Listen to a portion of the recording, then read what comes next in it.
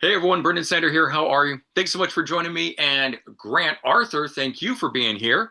Always good to be here, Brendan. Thanks for having me back on. Absolutely. We've got another favorite, underrated, and obscure albums episode. This is number five for us on here. Can't believe we already did four previous episodes, but you guys out there have seemed to really enjoy this. So we are back to do another one.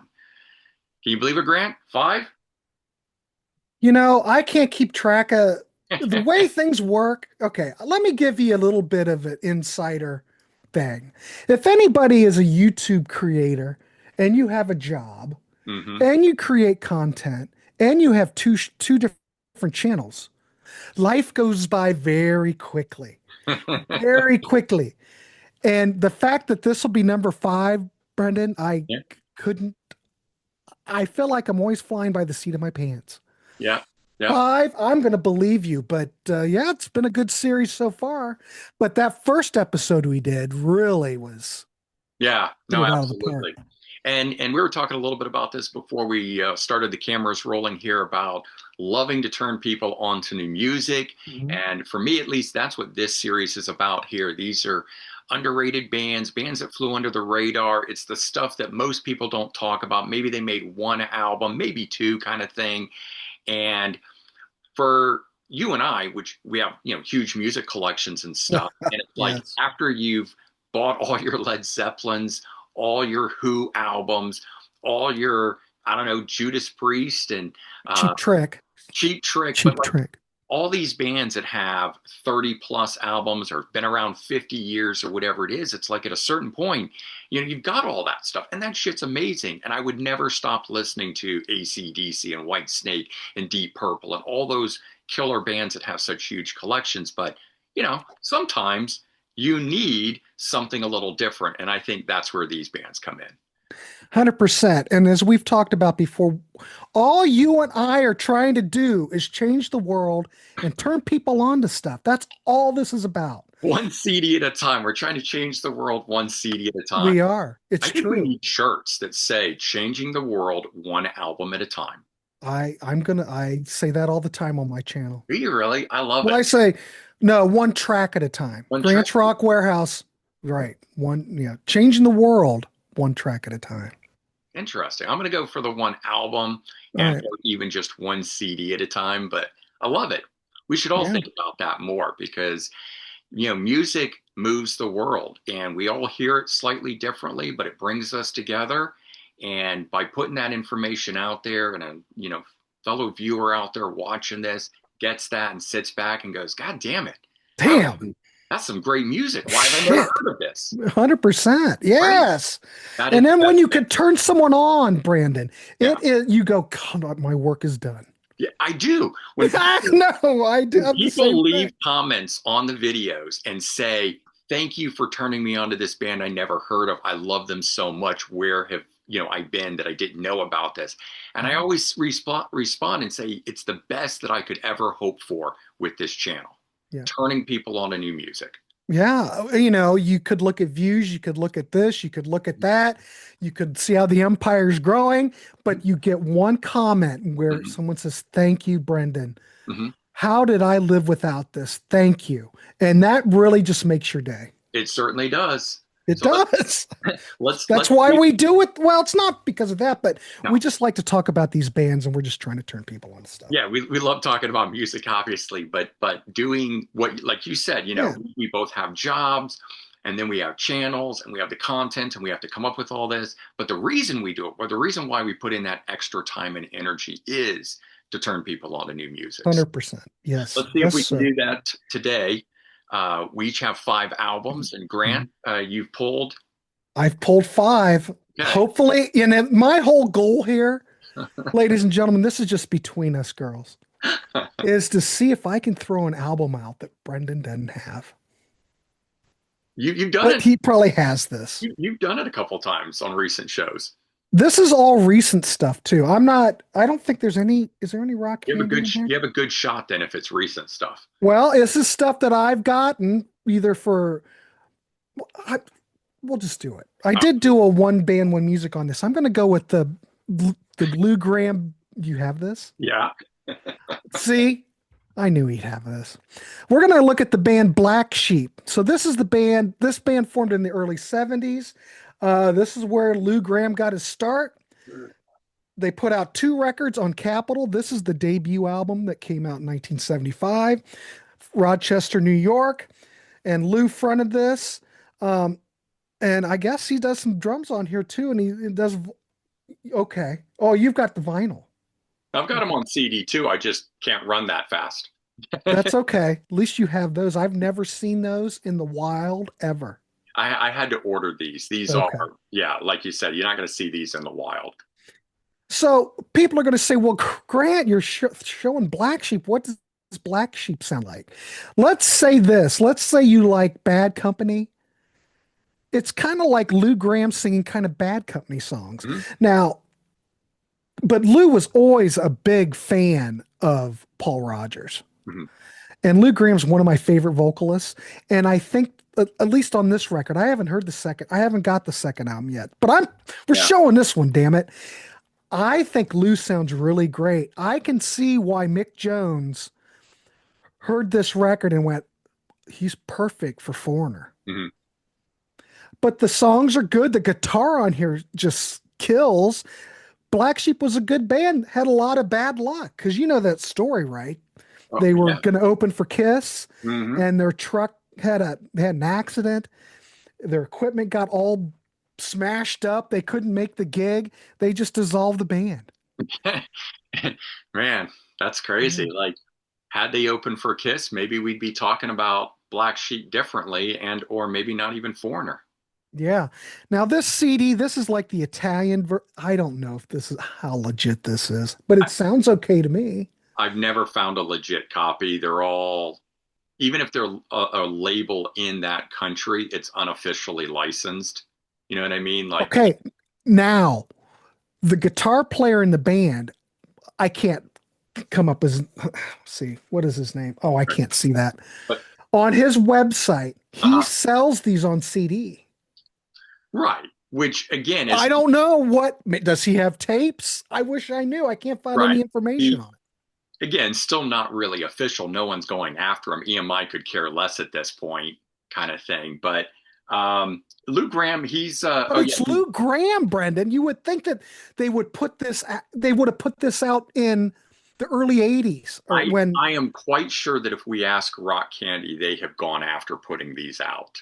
I bet you there's some reason why no one has done it because you're right, it's Lou Graham. But I also want to point out that if anyone says, "What are you talking about?" There's no Lou Graham.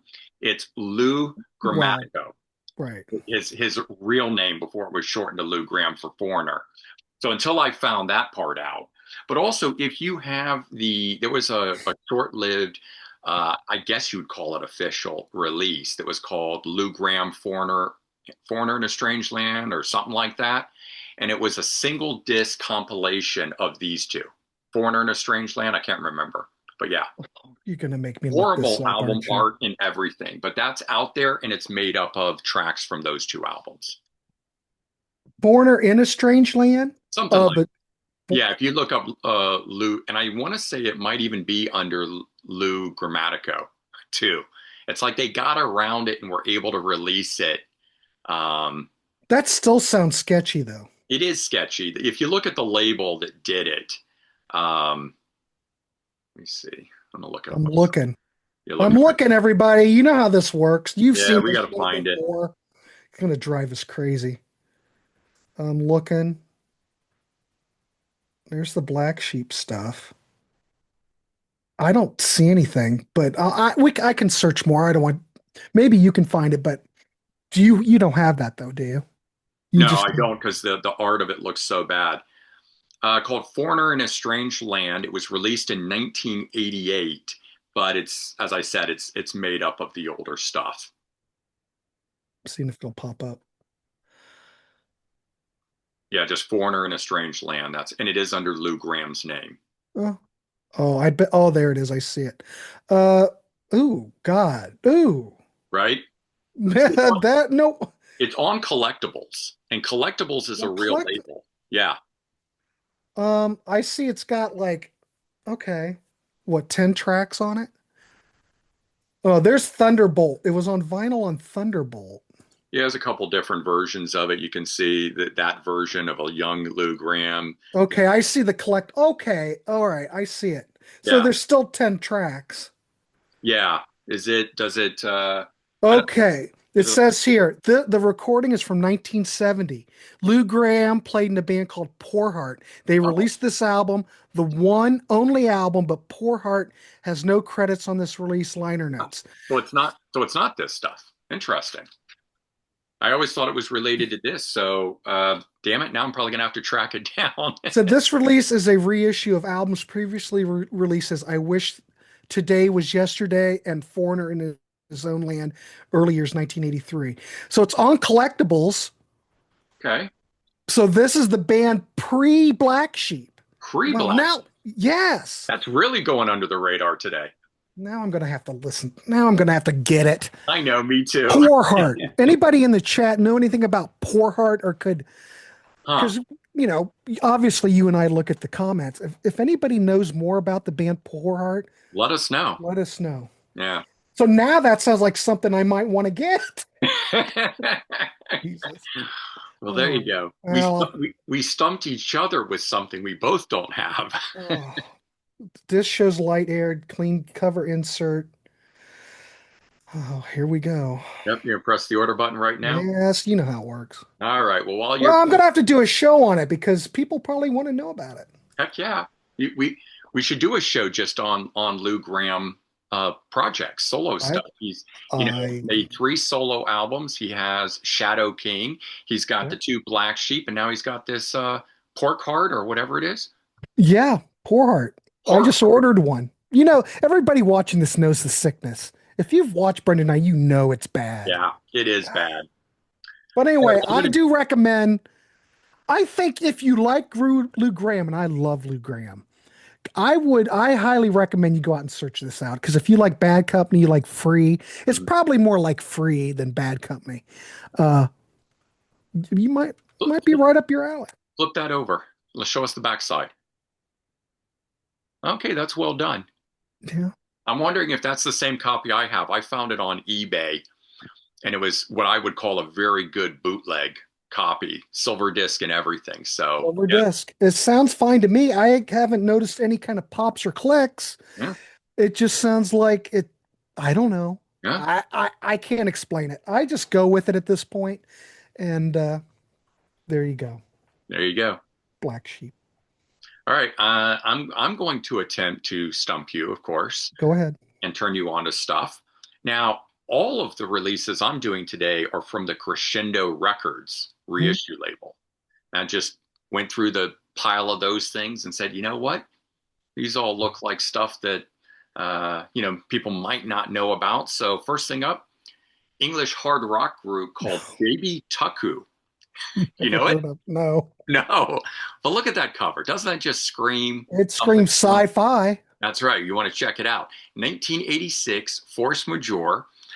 It is their second album. So they did have one album in 84 before this called Firstborn. The title, Baby Taku, if I'm saying that the right way, I don't know, Wow. comes from the first sentence in the James Joyce novel, A Portrait of the Artist as a Young Man. Otherwise, I don't know what the heck that is supposed to mean, but I did look that up. Now, here's why you're going to order this Okay. because it sounds like YNT, and it sounds like YNT circa era like Mean Streak. It's really good, powerful vocals from Rob Armitage. Damn And it. Rob was selected to replace Udo in Accept. He joined the band. For whatever reason, it didn't work out, and he leaves, and David Reese takes over. So you get, he should have been singing on the Eat the Heat album, but he didn't, right? But Mhm. that's the kind of vocals that he has. And then he would go on to actually play with the group Jagged Edge, the UK group, but he didn't record this album. So he's one of those guys that had two shots at glory post this, and then Right. unfortunately didn't work out for him. But two albums that they did, the opening track, Rock Rock, and there's a music video for it. You can check it out. But I'll tell you what, give that a listen. Close your eyes. You're going to think you're listening to Y&T. It's phenomenal. All right. I have never seen that, and I think just because it was on that label, it had not one Yeah. chance in hell. Yeah, so that's what the original album backside looks like, which is far cooler than what Crescendo did with it. And what label, who reissued that? Crescendo Records. It's on Crescendo. Yeah, Okay. yeah, that's all of the releases. Oh, you originally though, this was oh, I didn't write it down. Sometimes I've been trying to put that with it. I don't know who the original label was. I think was it? No. But Crescendo back in the day, they put out the Seeds and they put out Yeah. a lot of stuff in the This was oh 60s. Sony. It says Sony issued under license from Sony BMG. Okay. All right. Yeah. So I guess Sony Records had it originally. So Uh, was on something. 1986, man. I'm telling you what, I was rocking out to this last night. I forgot how great it was. Popped it on to, just remind myself, and then I just was like, oh man, I'm leaving this on. I was listening to it this morning. Hmm. All right. Cool. Yeah, make a note of that one. Uh, All why right. do I'm always going to spend this show costs me money That's why every time. that's why we don't film that often. I guess.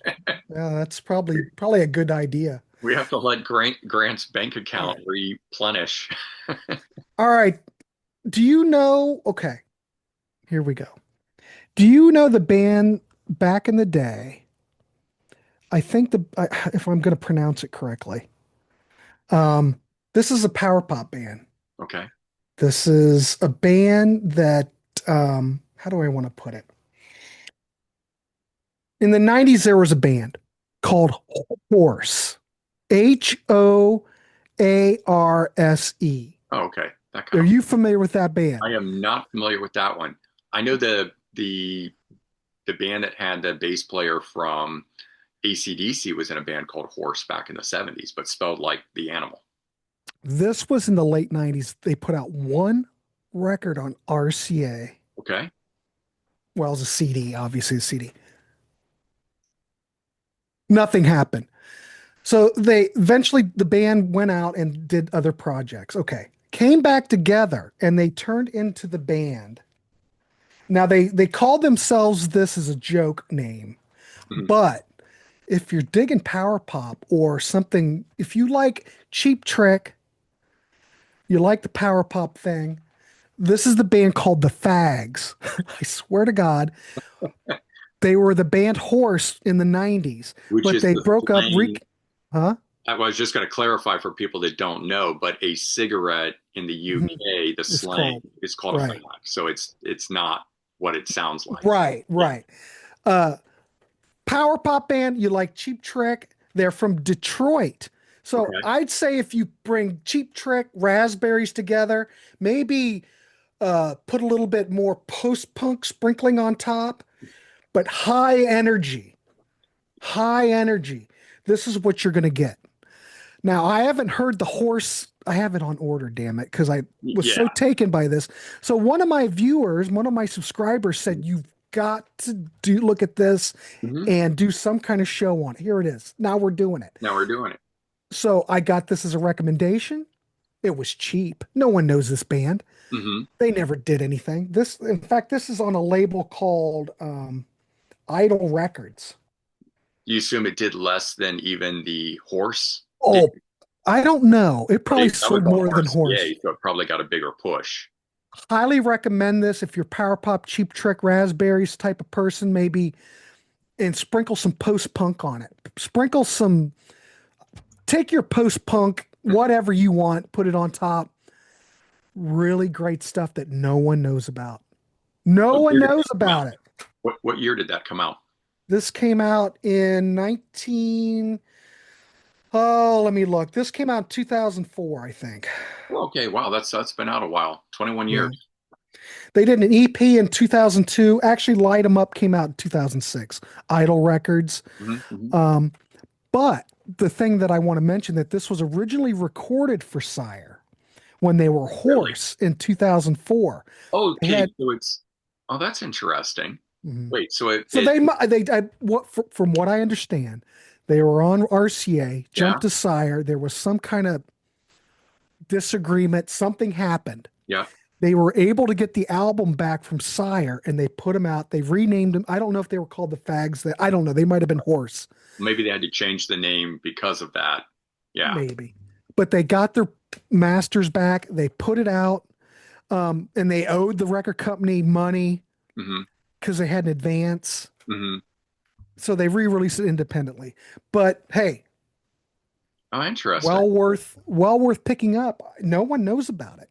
I do like that when, years and years later, and we showed a couple of them here on these episodes in the past, where it was like Billy Satellite and Yeah, Trillion and Trigger. They're, putting out albums 30 years on or however many years on, right. because they're finally getting the rights back to their second album. They were a one and done for so long. And then we're finally seeing some of that stuff. Yeah, go out and get that second Trigger release. What's it on? What label did it come out on again? You Bada remember? Bing Records out Bada of Bing. Brooklyn. Yeah, Because that Trigger, the original Trigger album is just killer. it And is the second album, just killer. as good. Just as good. Yeah, I do like that one.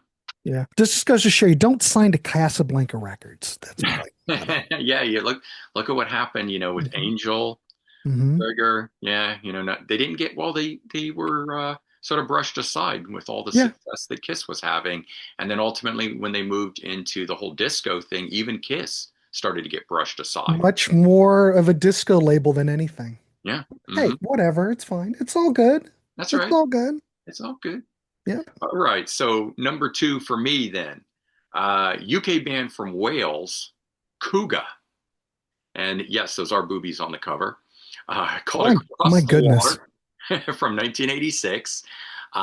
Keyboard laden melodic rock style music. It's got a bit of a heavy edge to it. So as opposed to being really glossy, just melodic rock, there's a nice little bit of a hard edge with the guitar on it.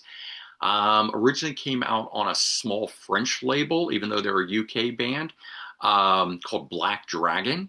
So quite sure that's why, like, I'd never heard of it until again, it's on Crescendo. They Okay. reissued it. Um, Back in the day, they played the Reading Festival in '87, so they, had some clout behind them. It just didn't move, and unfortunately, in '89, they broke up. Um, the lead singer of this group, Neville McDonald, would go on to form the band Skin, which is Rock Candy. Now that great. I don't have that one, This is a but great one, but it's got that it's a holds on a little bit of the '80s sound, but this came out in like I don't know '93 or something. This was like part of that alternative sound, so it's an interesting bridge between it. But I do really like this album.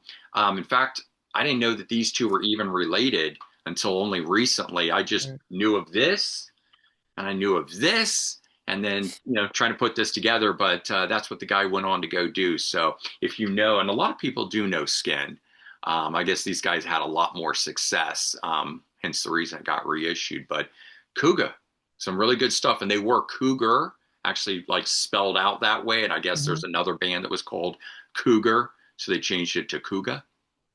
I don't know. It's Well, sometimes I think it's just the names. It's the names of these things that kill is bands. it Cooga? K. Kooga. So it's not even spelled like you would expect a cougar with a C to be. I'm looking at, oh, there it is. I'm Yeah, looking. Don't mind me, everyone. I you just constantly look you this just up. got to shop. That's all. There it is across the water. Originally, okay.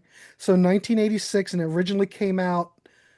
Oh, Yeah. look at that. It was on High Dragon Records. It came out in Oh France. well, I don't know. My research said it was called Black Dragon was the record label. It But says yeah, High Dragon. French label either way. So this is Crescendo UK that's putting this out. Oh, is Crescendo a UK company? Well, there's a company in the States called Crescendo, but it's with a C. Oh yeah, no, this is K. So the Crescendo in the States where the C's were released. Okay. So this is Crescendo with a K. Okay, Yeah. cool. Yeah, I don't know. I don't even know if this label still exists, but back in the early 2000s, this is 2008, I think, or 2006. I can't read without my glasses.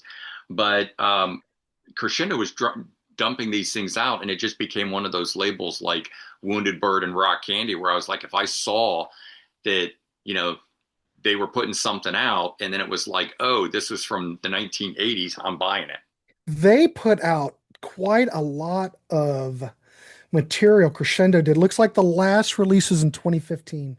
Okay. Like, Gaskin, No Way Out. You know, new wave of British heavy metal band formed in 1980. They put that. That looks like their last release. mm-hmm. Yeah, Yeah. they existed, well, officially 2006 to 2014, but it looks like the last one came out in 2015. So people might want to go check out that label and see what else there might be. I, There's probably a lot of bands on there that probably no one has heard of, or use Discogs. It's your friend.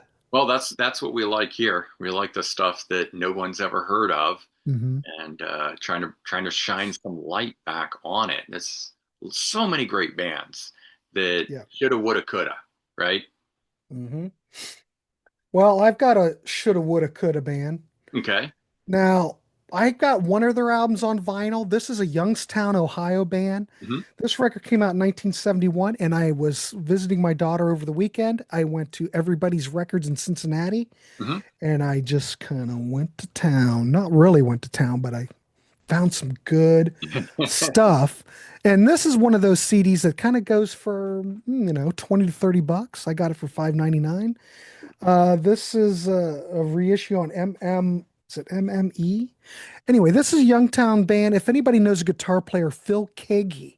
Yeah. He originally started out in the band Glass Harp. Okay. Now, this is the second album, Synergy. Uh, if you Why did Glass Harp not get more notoriety? Because Phil Keaggy is a guitar player. We've heard about him. Yeah. Great player. This Phenomenal. is 1971, and the guitar licks on this thing are just like, you're sitting there going, did he really just play that? I'm thinking, brilliant. So what would I say this is like? My friend DC turned me on. She said, you gotta go find some Glass Harp. I swear I've got the one record. I don't think I ever played it, but did not have the Synergy Okay. CD. So what is this? I'd say it's prog. It's a combination between prog and psychedelia. Um, Lots of harmonies on here. Uh, Talks about hope, spirituality. Is it a Christian album? There might be some Christian overtones because Phil Keaggy is a Christian artist, which is fine. But man, there's a lot of acoustic guitars on here, but the electric guitar is just, you listen to it and you just go, holy shit, that's a good guitar player. I've listened to it a couple times. I'm going through all this stuff. So far, I'm in, and I want to check out the other. There's like three other Glass Harp CDs, and DC used to talk about. I mean, they played Youngstown area, and they were just one of the bands that were considered really up and coming. Mm-hmm. Should have been bigger, and I totally agree because the band, as far as chops go, Brendan, just really great players, Oh. and the recording's great. They Mhm. were originally out on Decca. They got signed to Decca back in the day, Yeah. but there's never been like a major reissue campaign. Mm. I mean, the label, what is it? MME put it out. Here's the rear of the CD. I mean, Yeah. it doesn't look all that Mm. Universal Music product, so they licensed it from Universal. Okay. But It needs a better packaging. well, packaging, I mean, look, The whole pink thing is a little. it's not very, and here's the inside of the booklet. And is Not the really anything to write home about. is the front of that the original album cover? Yes. Okay. I don't know. You're probably piecing it together going, well, it's no wonder these guys didn't make it. And plus, they probably didn't get much of a push. Yeah. I don't recall anything. I mean, there are a lot of musicians that cite Phil Keaggy, Right. cite this band as being an influence. They were the hot shit band Mhm. in that area, obviously. So if you want good guitar playing, good songwriting, great production, prog, Yeah. you know, I can prog check them out. psychedelic, there you go. Check Yeah, it I've out. never checked out Glass Harp. I've heard of them. I know Phil Kiggy, and Yeah. um, he's been referenced by Steve Vai, Joe Satriani, all those famous ones that are out there reference and or will have him guest here or there. But like you said, he's a Christian rock artist, Hmm. has been for a very long time, and and that whole side of things doesn't sell a whole lot either. So Mm-mm. probably in the fact that that side that only sells what it sells, then to reissue something that he did originally is going to sell less than his main stuff. Maybe labels are just saying it's not worth it. Yeah. And I did want to mention that Glass Harp was a trio. So there are some Interesting. power trio elements on here. Mhm. I think that the first album is more along the lines of Cream from what I read. They're stretching out a little bit more. This is more proggy, you know. I'm going to definitely check some out. I love, first of all, I love early 70s albums, number one, but the Mhm. idea that this is also prog of that era, I'd like to hear that kind of before Phil became what he does today. Yeah, but man, he was a good player then, and he was probably just a kid. Yeah. Gifted. I'll Never just leave know. it at that. Yeah. Never know why these things don't explode out of the gate. Just Yeah. too many factors that you can play Yeah. into it. So, all right. Well, I got another English group here, melodic rock super group, Stratus, throwing No. shapes. No, never heard of them. No. So flip this over here so you guys can see who's in the group. So we've got Bernie Shaw on vocals from Grand Prix. Of course, he Hmm. would go on to Uriah Heep. They only made the one album, and as soon as this album was over, this was 1985, but he goes on to Uriah Heep directly after this. Clive Burr is on drums from Iron Maiden. And then we've got Tino Troy and Chris Troy, two guys from Praying Mantis. Oh, This is all like new wave of British heavy metal guys coming together here. Grand Prix was new wave of British heavy metal, Praying Mantis, of course, Iron Maiden, and then Alan Nelson on keyboards. I don't know if he came from anywhere, but little kind of mini super group of new wave of British heavy metal guys. But this is much more in the AOR melodic rock vein than what you would expect from like new wave of British heavy metal. huh. But it's so good. Again, highly recommend. It's on the Crescendo. Was issued by Crescendo. I think it's the label or the time is 2008. I think all these albums I have were reissued in 2008. Yeah. Again, I didn't know anything There it about it. is. When I saw who was in the lineup, I definitely grabbed it, and I just pulled out the Grand Prix that Bernie Shaw is part of because the other two Grand Prix albums are Robin McCauley from Macaulay Schenker and different projects that he was part of. But this is the Bernie Shaw one, which is out on Rock Candy. You guys can check that out. Yeah, originally Throwing Shapes, that LP came out in Japan on Mm, CBS Sony back in 84. yeah. And then and then it got a Japanese release first, and then it finally came out in the States. I don't know, did it come out on the same label or was it a different label? Uh, I'm just seeing that it came out in Crescendo, and that's UK, but I don't see any US release for it. Oh, maybe, yeah, maybe it did. Maybe that's why we don't know anything about it. Got a Japanese release, and the band fell apart, and Bernie left to go to Uriah Heep, and that's why nothing ever happened. Uh, But I Based on never. my research, ladies and gentlemen, there's only been 6 releases from it. Mhm. The Japanese, it came out in Belgium in 85, UK in 2008. So it took a long time for it to come out in Crescendo. Yeah. And the original release was CBS Sony 1984. It did get a Japanese reissue in 2012 on Rubicon Music, but Yeah. no, never had a US release. Hmm. Interesting. Yeah. I mean, I don't know. I would consider this a U.S. release. I found this like in local record stores, not, I mean, like big, like this is back when New York had Tower Records Hmm. and stuff. So, I mean, it was in regular U.S. record stores in 2008. Um, Meaning to me, that's a U.S. release, even if it's a Right. UK, even if Crescendo's a UK label, it got Mhm. distribution without it being an import. Yeah. Well, But yeah, no US release back no in the day. US release back in the day. Man, Yeah, that's a yeah. one and done. And I say that I look back, so I didn't go that deep in it to know that, but it explains more of why I never heard of them back in the day. So when I found it in 2008, I'm saying to myself, how come I've never heard of these guys? It's a super group. Look at who's in the Yeah. lineup of this. And there you go. There was no US release for it. Originally called Clive Burr's Escape. Yeah, right. Now the band was built around him. And he had all these other guys in there, but he had the biggest name coming from Iron Maiden. I think Yeah, that's why they were doing that.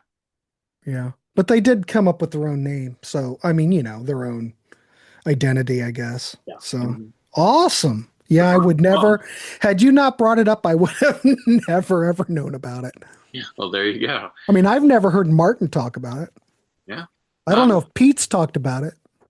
It's fun when I've been able to stump Pete. Occasionally, I pull something out, like in the Rock Candy Records thing. I pulled something out and shown it, and he was like, "Oh, I've never heard of that." And it's like, Yeah. "Oh, wow." Oh yeah, I'm not, hey, we only know what we know. I know. And that's why we do these shows and talk music. It's because we all want to learn Mhm. and get turned on to something new. So we're I all mean, in this together, ladies and gentlemen, and all we in this can't together. all possibly know everything. I mean, I know lots of stuff, and I have a huge music collection, and people are all the time on the channel like, "Oh, you forgot about this, or you didn't talk about this," and I'm like, I don't know everything, and I don't claim to know everything.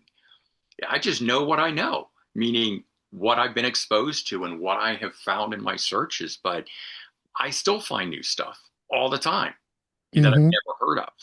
And why I didn't find it 10 years before or 20 years before, who knows? Yeah, I Hmm. don't know. Um, my band, I did a one band, one artist show on this where I played two tracks from this record. No, I played one track because this is a prog album. Okay. Now, everyone's heard of the band Saga from Canada. Yeah. Well, Saga. there's another saga, and I just dropped it on the floor. There's another saga from Sweden called, well, Saga. Okay. Um, put out one record, And they're a prog band too? Prague. This is Yeah. Prague. Two prog groups called Saga. Yeah, but Swedish. And then when I posted, a lot of people said, well, that's not the saga that I know. And yeah. Well, no, it's not. That's why I posted it. Well, it's like the band FM. There's the Canadian FM that has a fiddle player, a fiddle or violin player, as part of it. And then there's FM, the British group, that sounds like Free and Bad Hmm. Company, right? Yeah, But it's like people all the time are like, wait, that's not the Canadian band, or that's not the UK band. Yeah, there can be multiple bands with the same name. sure. They That's just why you go on Discogs, look up, there's probably 10 sagas that you probably never even heard about. But anyway, this is the oh, Swedish one. Came out in 1974 on Sonnet. There's not English lyrics here. This is oh. it's all Swiss. That's But usually where I have to draw the line.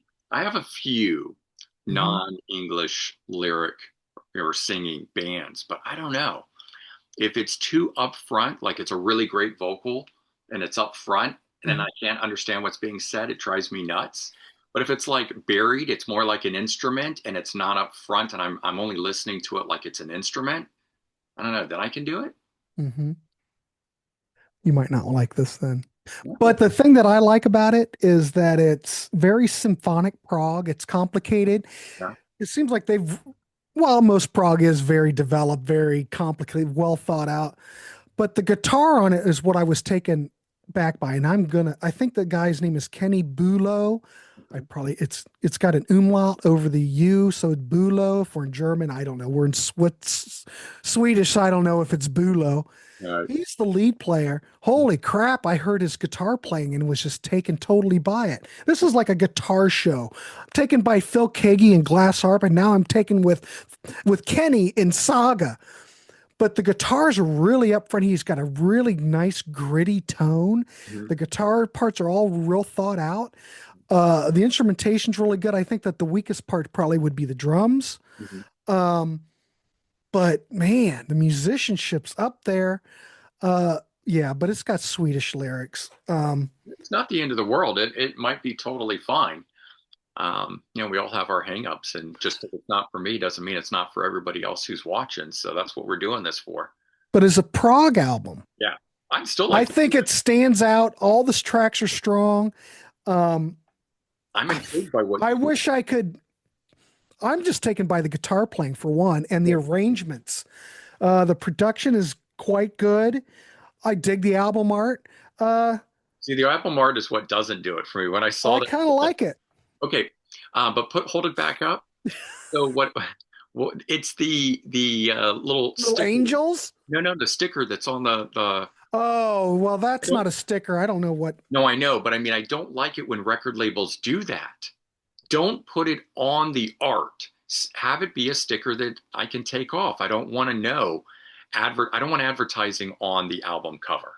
It says 1974 Great Swedish Heavy Progressive Rock with November member with I don't know what that means.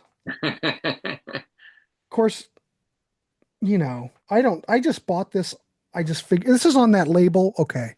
The label Flawed Gems? No? Mm-mm. Well, it's one of those labels that you're just kind of going, They won't sell them on Discogs because they say it's a boot. Yeah, But I don't know. What do I know? right. But there's the back and there's the band. It's got information about the band and a booklet and all that. I don't know. It looks pretty good to me. And it sounds fine. Well, But there was another record, another band that I did that's on that label. mhm. Uh, and so, oh, what was it? I can't remember, but they originally had an album out in the States. Now this never, I don't think ever got a release here. Yeah, So they released a lot of stuff that were from, overseas. So it's kind of like crescendo, kind right. of. But it's weird. But Prague, you might like it. Give it a try. Okay. I have no issue with it. Sounds good to me.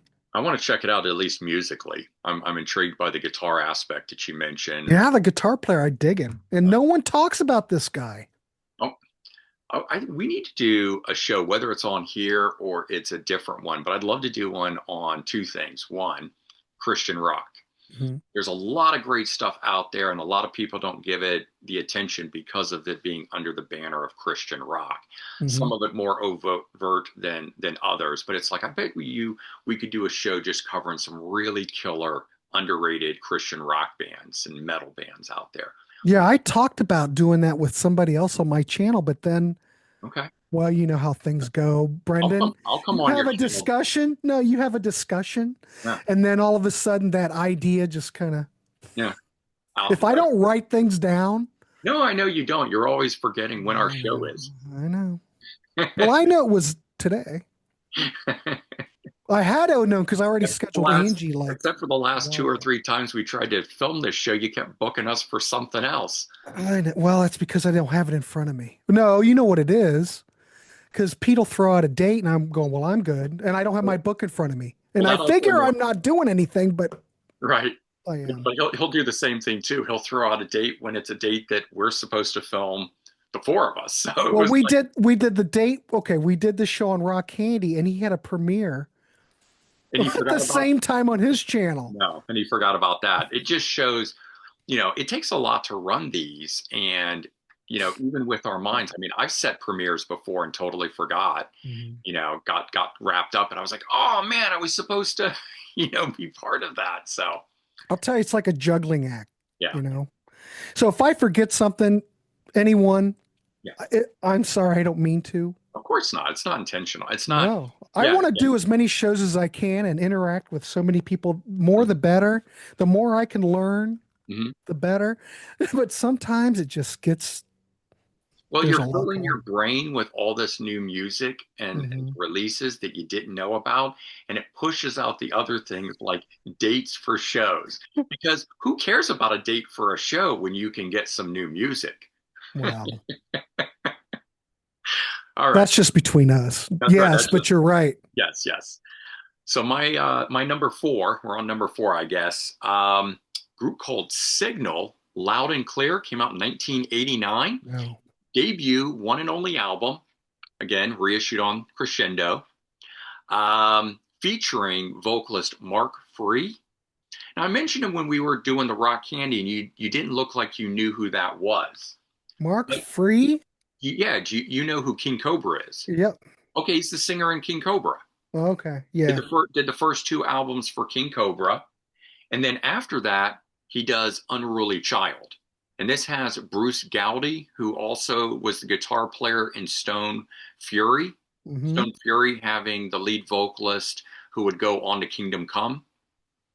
and Kingdom Come, right? Yes. Some of Yes, that I do. stuff. All right. In between King Cobra and Unruly Child, Mark Free makes this album, Signal, released on EMI Records. It's very high polished melodic rock. It's very different than the King Cobra stuff. A lot of outside writers. Mark didn't have a lot of, or doesn't look like he had a lot of input in it. I'm sure they were trying to use his voice and build something around him. And unfortunately, this didn't do a whole lot of anything. Sunk Without a Trace. They were dropped before the album, like even, I mean, I think the album came out, but it was like dropped very quickly. So there was no promotion behind the album whatsoever when it got released. And that's when Mark would go on to Unruly Child. Now, Unruly Child, This that is album cover looks like it's on Atlantic or something. Interscope. Oh, it's on Interscope. Right? Yeah, I Okay. know what you mean. It looks like an Atlantic, like one of those metal albums from that era. Yeah. So Unruly Child, Mark Free, Bruce Gowdy, Guy Allison, Jay Shallon, who's in Yes right now. He's the drummer in Yes. Okay. Larry Antonio. You should check this out. If you don't know Unruly Child, check out their debut album. Man, I think you'd like it. Looking. Beau Hill produced it, Hmm. right? So he did all, Rat and Winger and all those other bands. Twisted Sister.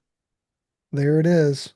Yeah, mine's one of those cutout ones. I got it for Oh, nothing. I probably went right to the cutout bin. Yeah, Yeah, Interscope Records 1982. 1992, you mean? I mean 1992. Okay, I But can't read the date, but there's a lot of different. They put out some they've got, releases on Frontiers too. Quite a few. yeah, they've got a number of albums. I don't have them all, but Hugh Waiting for the Syme album Sun cover. and whatever this one is, three, I think it's called. These were, I don't know how this is going to come out sounding. This is Mark Free as a man. I don't actually don't have it out here, but I then he becomes a woman, and they get back together and they start making albums again. And I think they've done two or What? three. What? Yeah, What do you mean? He had a sex change? yeah. Oh, I didn't know that. Okay, yeah. So he's now known as Marcy Free. Okay, that's So fine. if you Google Mark Free, you end up getting like on Wikipedia Marcy Free, and everything is like she, and it just sounds so weird because if you read the liner notes, a lot of places have updated Hmm. to call him a her. So like on Wikipedia, it's I don't know, it's weird to me I because don't.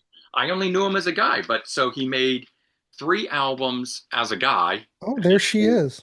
two albums or three albums as a woman now. And he's got a I'll great be darned. voice. Like he kind of sounded like a woman anyways when he was singing, so it doesn't really make any difference. He looks like a woman. I mean, Yeah, right, I'll be darned. See, ladies and gentlemen, we are teaching you things about these artists you had no idea about. right. But Unruly Child, I looked that CD up, at least that debut. Yeah, yeah. And to get the Interscope version, Mhm. well, the US version's kind of expensive. Yeah, I think they all are at this point. There's also the basement demos, which Oh, it came out on Music on CD in 2025. this did. Yeah. Oh, nice. Oh, everybody go out and check this one out. I wasn't planning on pushing another underrated rarity kind of thing, but this album here is really so good. Yep, you can get it. Well, most of the well, Music on CD's UK, but I mean it's Yeah. worldwide. Right. Yeah. You can, I don't see any. You probably can go out on Amazon. You probably should be able to get it. hmm? Maybe that's what I'll do. I'll order it from there. Excellent. Yeah. See how we do this, ladies and gentlemen? My goodness I always, gracious. we pull five albums and then we end up showing other things that relate to it. And by the time you guys are done, you got like 20 different albums that you can go out and hunt down. Now, this next record, I know you have. I don't know if you have the CD, but you know this band. Okay. Um, this is where Marky Ramone started. Wow. Kenny Aronson started. Richie Wise. Dust? Yeah. So this is a on Kama Sutra Legacy. This is came out in the early 2000s. Okay. No, actually not the early 2000, 2013. So it's Yeah, both albums right. on one. Do you have this? I have that, but I also have the albums. They've released them standalone now. Oh, they did. Yeah. But this is, here they are. Look at them hanging out in the grass. Yeah, there's Marky, right? Look at Marky. Yep. And you know what? This People year. always recommended this. Grant, you need to do, this Yeah. is one of those ones. I went, all right, check that off. I got Dust. I knew about him. Hmm. I saw Marky Ramone 2 years, I guess well, would it be a Cool. year and a half ago on the 80s cruise? Yeah. And he was talking about Dust, Uh-huh. that they were just in high school Yeah. and they would go and record. And man, you listen to Marky play or, Mark Bell. What let's Oh, call him yeah, I was Mark gonna say. Bell. So his name You is listen to yeah. Mark Bell play on Ramon stuff and you listen to Mark Bell play this stuff. Uh-huh. Two different drummers. Two different drummers. No wonder the Ramones hired Mark Bell Well, because he was a killer drummer. yeah, he had to be taught by Tommy Ramone how to do the way the Ramones play, right? I don't know, Mhm. it's in 8/16, whatever it is, but it's super fast, right? Right. And it really restricts Marky. Now he loves doing it; he'll do anything. But it was Well, like, you know, he can play drums. oh, do yourself a favor if you haven't gotten this. But I got it because it's a two for Right. two birds with one stone, and it's on Sony Legacy and it's got good mastering. This sounds good. Right. Production, we've got well, Kerner Wise thing. So this has got Kenny Kerner doing the production, and now Kenny and uh, Kenny and Richie went on to produce Kiss, so they Yeah. did the debut in Hotter Than Hell. We Mhm. all are about this. This sounds better than those records. I'll So give this it is that. like early stoner rock. Yo, definitely. Yeah, just you hadn't mentioned what it was. I wanted people to know. Well, it's like hard rock, proto metal, Yep. blues, maybe a little bit of prog sprinkled on top, boogie, but this is like stoner metal It's to like some stoner. degree. It's Yeah. very early. And what year is that? That's like 72 or Okay. something. So, okay. Dust came out in 71, Okay. and the second album, Heart Attack, came out in 1972. 73. Okay. But they didn't do anything back in No. the day. All right. Yeah. And well, at least they're getting some recognition. Now, I would never thought that Sony Legacy would have reissued a twofer of it back in 2013. I didn't even know it existed till someone said, "All right, you got to do Dust. Check out some Dust." I said, "All right." 40th anniversary for it. And I still think there's a big draw for Marky Ramone and the Ramones. I mean, I bought it because of Marky Ramone when I saw that. Hmm. I don't know how many other people did, but I guess, these bands or these labels have records sitting in their archives doing nothing. And when they can do it based on an anniversary and somebody is famous, and if they get a few thousand in sales, then it's worth their time, I guess. Yeah, get ready for the unleash of Black Sabbath and Ozzy stuff, even more. Oh my Probably God. more best ofs on the way. There's gotta be. I'm actually shocked that there wasn't something put together to be released called Back to the Beginning for a Sabbath thing that came out Right. on or around the show. You would think. But Yeah. there might be something in the And plans. I don't know. we know that they shot a documentary or they've shot footage for a documentary. It's going to come out in 2026. Maybe it's going to come out earlier now, but it was supposed to come out 1 year later. And I assume all of the recordings have been, the whole show was recorded, Yeah. right? So I'm assuming there would have been a soundtrack to it. And I can imagine that we're at least getting the documentary and a soundtrack in 2026. And it'll probably be very close to July 22nd, Ozzy's passing, I would Probably. assume. I But would assume. I'm wondering now if they're going to do something different, meaning like release the Ozzy material separate or the Ozzy solo and Black Sabbath together as one Mhm. thing, and then do more like a tribute, pull tracks from the live performances and release a tribute. There'll still be a soundtrack, but it's like I think they're going to, I don't know, or there'll be some deluxe box, but yeah. Yeah, maybe. I've obviously been thinking about it far too much. Hey, I, but you care. I That's love it, because you man. care and you love it. I do. One more thing that I wanted to mention on Dust before we wrap this dog Yep. up is that for these guys being this young, Hmm. the musician, the energy. Hmm. See, this is what I love about these Dust releases. There's just like an energy, and these guys are really good players. Hmm. And I think it needed. I'm just surprised. Well, I was on Kama Sutra, maybe Buddha, maybe that had something to do with it. It might have not have got pushed back in the day, but for the early 70s, God. for what Dust was as a band, I expected a lot more, but Hmm. I things didn't work out. Did Richie Wise go on to play with anyone else after I this? don't think so. Production. I think he just did production. That was another thing. It was like I knew Marky Ramone and I knew Richie Wise as a producer. Mhm. So I sort of was going into it like, oh, there's these named people that are in this. I recognize these names. Yeah. Well, Kenny Aaronson's played with a lot of people. Oh, yeah, right. And Yeah. him too, right. So, So it's kind of like a superstar type of band before they were anybody. But yeah, Marky Ramone, man, blew me away. I said, wow,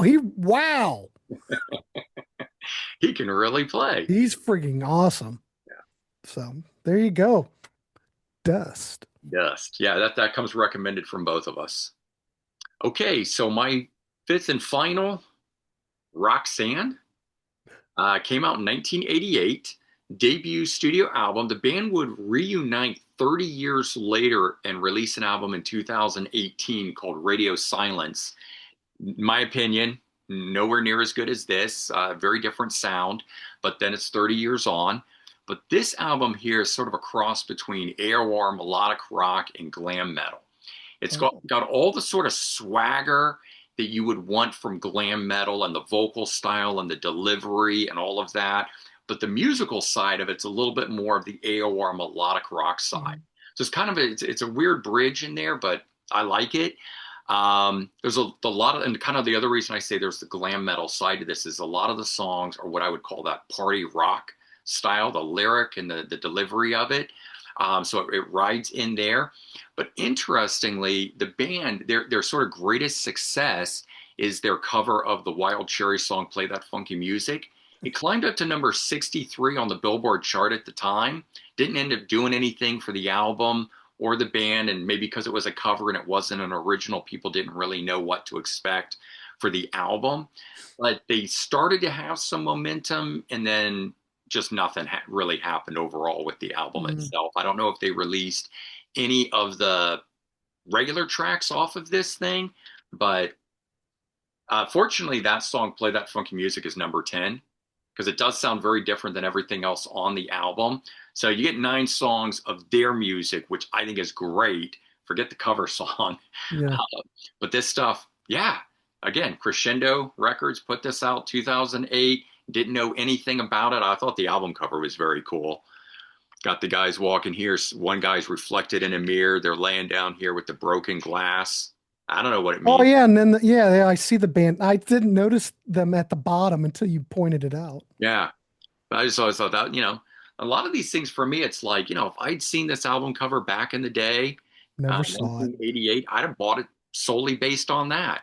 Like a lot of these. And for me, you can see from even what I've talked about today, where it's like, for me, a lot of it has to do with an album cover.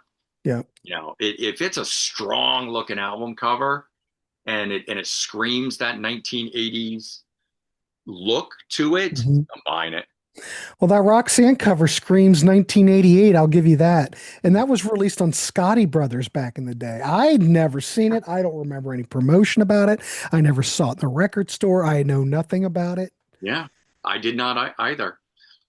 And they're still together. They got back together in 2018, released that album, and they're still out doing stuff now. So good for them. Yeah, You good know? for them. So they're no longer a one and done album for a long. When I had this in 2008, Yeah. and they didn't get back together for another 10 years, I was when I would talk about it at that time, I was always like, it's their debut and only album. But I was like, I can't say it anymore. I can't No. do it. I have to now acknowledge that they put out a second album. Yeah, I'm looking at that second album, I'm looking at the album cover. Yeah. Uh, I Oh gave yeah, there they are. yeah. I gave it a listen at the time. It just didn't move me the way this one does. It sounds like an entirely different band. Okay. And I get it. Again, they're 30 years on. There's been so much change in their lives and maybe Oh how they yeah. play and what they've been influenced to. And if they'd released albums all the way through, it would probably make sense. I mean, if we look at other artists, the where they started out versus what they sound like today, there's almost no comparison, right? But the bands have released all this stuff in between. Mm-hmm. Look at Styx, where they started versus where they are. We love where they are, and we love Yes. where they Yes, started. we do. But if you compare those two things, they sound very different. They don't really sound like that at all. So it's about going on the journey. And then sometimes, like with this band, we don't have the journey. It's a 30-year gap that we don't get. Well, some of those Styx albums in the middle I could do without.